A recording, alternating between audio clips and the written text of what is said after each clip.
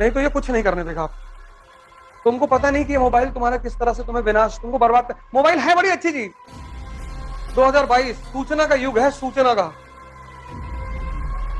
कितनी यूजफुल चीज है। इसकी बड़ी खतरनाक आदत है, वो आपको अभी एहसास नहीं होगा। ये आपकी जो कंसंट्रेशन की क्षमता है ना, उसको मार देगा। कंसंट्रेशन एक बार खत्म हुआ, मतलब टूटा, बिखरा, उसको दोबारा बनाना बहुत मुश्किल था।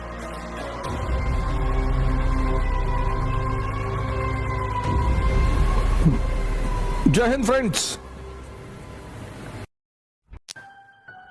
2022 सूचना का युग है, सूचना का। जैसे अब तो मोबाइल, आप सारे लोग मोबाइल रखे होंगे, हम नहीं रखते मोबाइल अपने पास, हम क्लास में रखते ही नहीं। आप कहीं भी पता कर लीजिए, मैं क्लास लेने आता हूं तो मैं मोबाइल अपने साथ नहीं रखता। मैं मंदिर के अंदर जा रहा हूं, मैं मोबाइल लेके नहीं जाऊंगा। हाँ, मैं मूवी देखने जा रहा हूं तो मोबाइल लेके बैठूंगा मैं। तुमको पता नहीं कि ये मोबाइल तुम्हारा किस तरह से तुम्हें विनाश, तुमको बर्बाद कर। मोबाइल है बड़ी अच्छी चीज।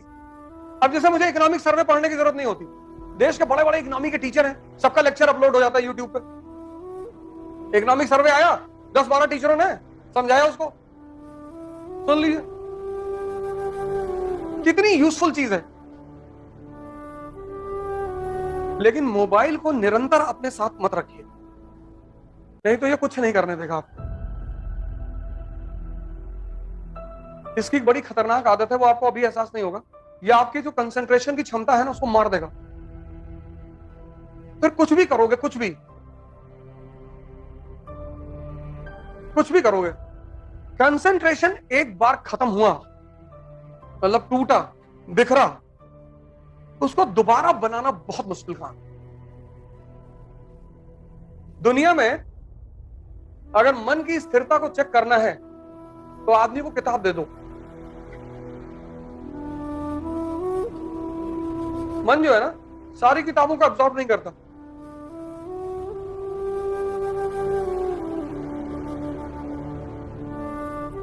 किसी के मन की स्थिति चेक करनी है, उसे किताब दे दो। कुछ लोग एक पेज पे सोने लगेंगे, कुछ 2, कुछ 5, कुछ 8, क्योंकि अगर वो समझेगा नहीं तो वो सोने लगेगा। ये उसकी बड़ी खास बात है। इसलिए आज लोगों के लिए किताब पढ़ना बहुत मुश्किल हो गया है, और उसकी मेन वजह है ये मोबाइल। इसने लोगों के कंसंट्रेशन को खत्म कर दिया, मार दिया।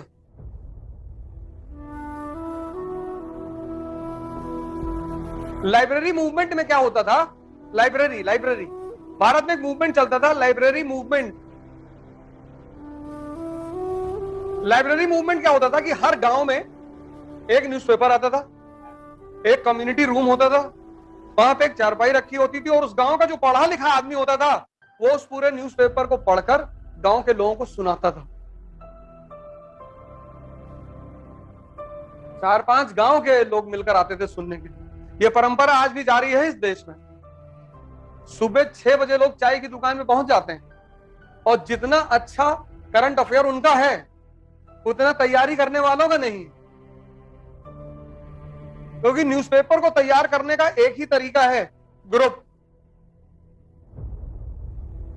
ये जो छोटी छोटी चाय की दुकानें बनी थी, यही तरीका ही था न्यूज। आज भी गांवों में प्रथा, आज भी शहरों में भी है कि सुबह 6 बजे लोग आ जाते हैं घर से, और एक आदमी पेपर पढ़ता है, और फिर 4 लोग बैठ के एनालिसिस करते हैं। और जितने गांव के आदमी को यूक्रेन और रूस के बारे में इंफॉर्मेशन होगी, उतना इस क्लास में बैठे हुए लोगों को नहीं होगी। कौन सी पनडुब्बी डूबी है, उसकी खासियत क्या थी, सब बता देंगे वो, क्योंकि 6 से 10 बैठना है दिन भर। सुबह 6 बजे एक चाय ले ली, बैठे हुए। तो 4 लोग रूस की तरफ से हैं, 2 यूक्रेन की तरफ से। यार जेलेंस्की बहादुर जो है ना, डटा हुआ है, दूसरी पार्टी करेगी, मार रहे हैं सब पटक के। वहां ऐसे थोड़ी बहस होती है, वहां तो लीगल भाषा में होती है। आजकल तो मारपीट भी हो जाती है।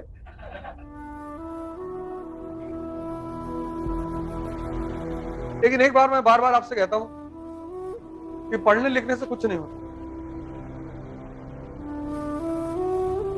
होता ही नहीं। कुछ नहीं होता। पढ़ने लिखने से कुछ होता ही नहीं। पढ़ाई का एक ही उद्देश्य है, दिमाग को खोलना। E is equal to E, education is equal to enlightenment. मतलब जब तुम स्कूल से निकलो तो तुम्हें देखकर चीजें समझ में आनी चाहिए। अगर तुमको चीजें देखकर समझ में नहीं आती तो पढ़ने से कोई फायदा ही नहीं। कुछ नहीं होता पढ़ने से, कुछ होता ही नहीं। पढ़ने का एकमात्र उद्देश्य है दिमाग को खोलना। पढ़ना नौकरी के लिए नहीं होता है। इस देश ने एजुकेशन को एम्प्लॉयमेंट बना दिया। पढ़ना मतलब नौकरी।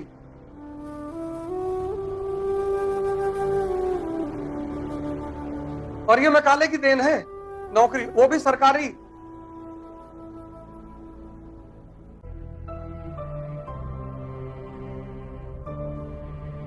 बाईस साल का लड़का यहां डिप्रेशन में,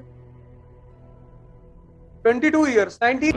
इसीलिए जानवर की जो योनि है वो निकृष्ट योनि मानी गई है, क्योंकि वहां उत्थान का कोई रास्ता नहीं।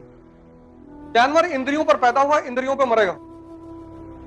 मनुष्य एकमात्र प्राणी है जो इंद्रियों पर पैदा तो हुआ है, लेकिन इंद्रियों से उठकर वो अपनी चेतना तक जा सकता है। मतलब भगवान बनने की क्षमता है उसके अंदर। ये धर्म का उद्देश्य है।